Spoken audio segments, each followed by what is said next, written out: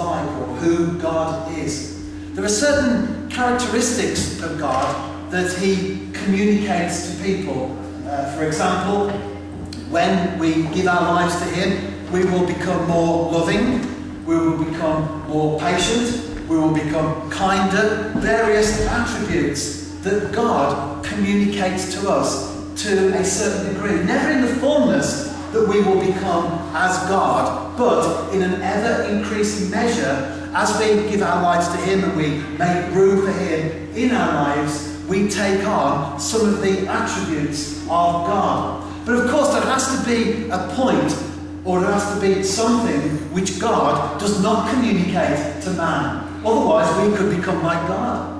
And those attributes are known theologically as the incommunicable attributes of God. It's a big sort of phrase to get our heads around, but basically what it means is those are the things that God does not communicate to man. Those are the things that keep God, God. That's what makes God who he is. And over the next 6 weeks, certainly that I will be preaching, I want to look one at a time at each of those incommunicable attributes so that we can understand more who God is and how he works and how he operates, and our understanding and our knowledge of God will become greater.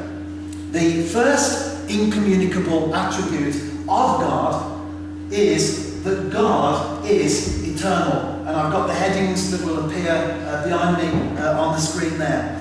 God has no beginning and God has no end. Now we can't possibly comprehend eternity because we think in terms of limitation. Have you ever perhaps lying in bed late at night and just thinking about eternity, trying to get your head around the fact that things are eternal as far as God is concerned? And it's impossible to do. I often do it when I'm out night fishing and I'm sitting there looking up at the stars and I see these myriads of stars in the sky and I begin to think about eternity. But of course it's impossible to fully get our head around eternity. Why? Because we have limitations. We think in terms of time limitation. We govern by time. We were all on time this morning. The clocks went forward. I wondered if anyone would be an hour late.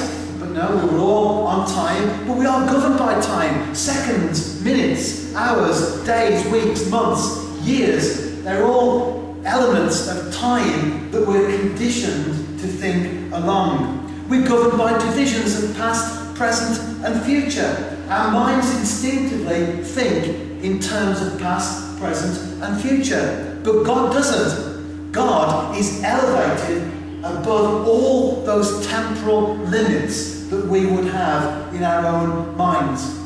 In fact, the Bible tells us, with the Lord, a day is like 1,000 years, and 1,000 years are like a day. He's not limited by time. The Bible tells us elsewhere, he is, he was, and he is to come.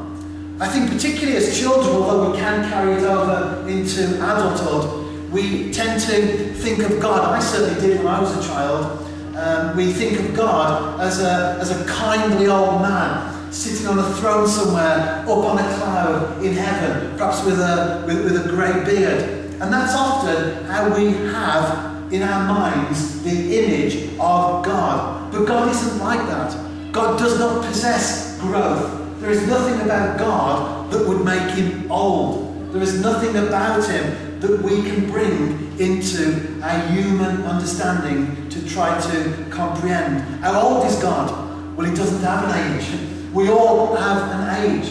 And as we get older, we're reminded that the birthdays come around quicker than they did when we were younger. We all have an age, but God does not. Why? Because he alone is eternal.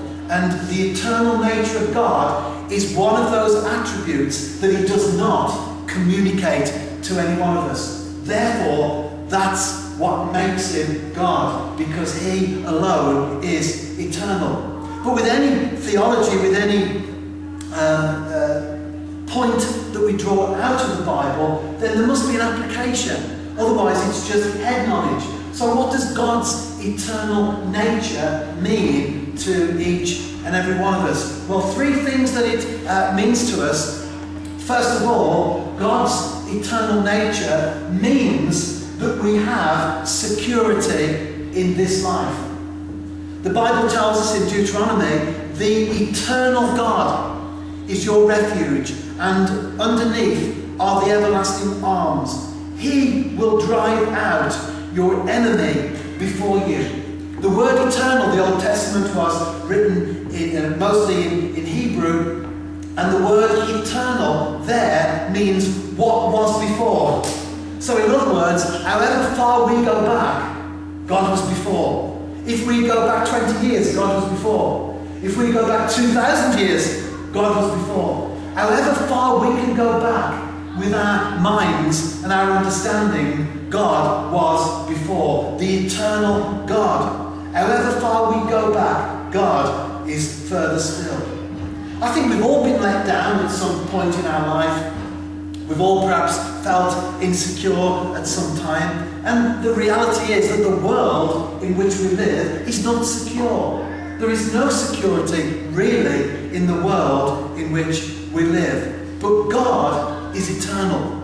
And because He is eternal and He alone is eternal, we have security right here and now.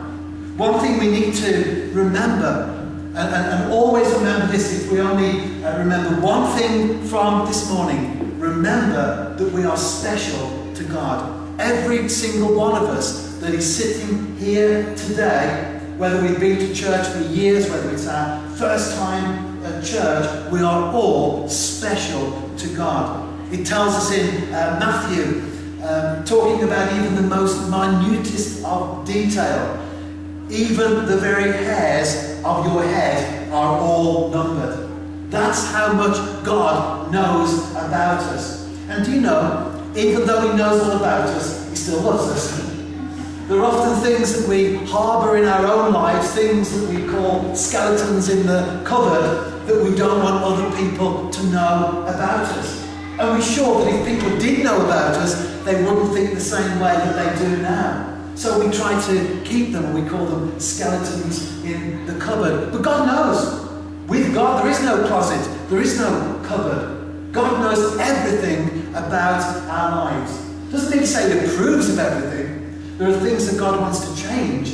There are things that God wants to do in our life to make us more like Him and to bring blessings into our lives. But regardless of that, He knows everything about us, yet He still loves us. His eternal nature means that in this life we can have security.